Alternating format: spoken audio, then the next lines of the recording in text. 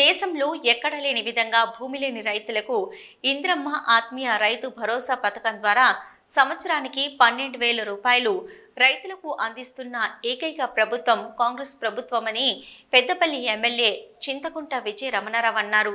పెద్దపల్లి జిల్లా కాల్వ శ్రీరాంపూర్ మండలంలోని మాల్యాల గ్రామంలో ప్రజాపాలన గ్రామసభ నిర్వహించారు.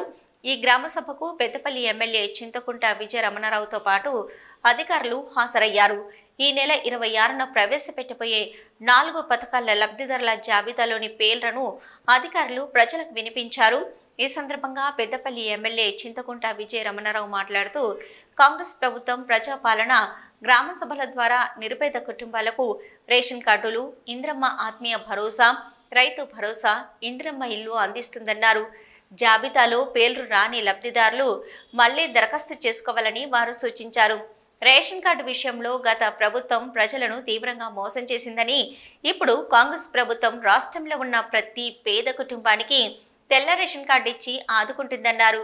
ఈ కార్యక్రమంలో మాజీ ఎంపీపీ గోపగోని సారయ్య గౌడ్, మాజీ జెడ్పీటీసీ లంక సథయ్య, ఎంపీడీఓ రామ్మోహన్ చారి, తహసీల్దార్ ఎండి వకీల్, గ్రామ ప్రత్యేకాధికారి కోర్మేర్, వ్యవసాయ market chairman Ramidi Tirupati Reddy, single window chairman చదువు రామచంద్రం రెడ్డి, అధికారులు, ప్రజాప్రతినిధులు, గ్రామస్తులు తదితరులు పాల్గొన్నారు.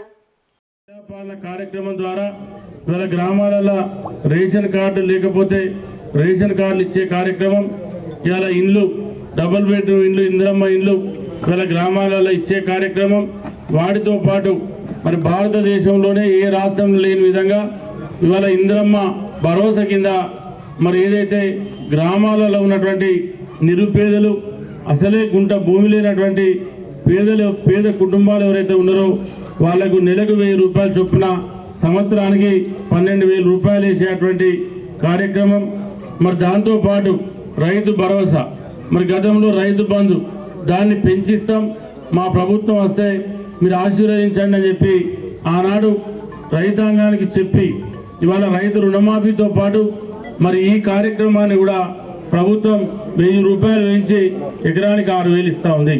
మరి ఇవన్నీ జరుగుతూ ఉన్నాయి. ఎవరు కూడా అధైర్యపడాల్సిన అవసరం లేదు.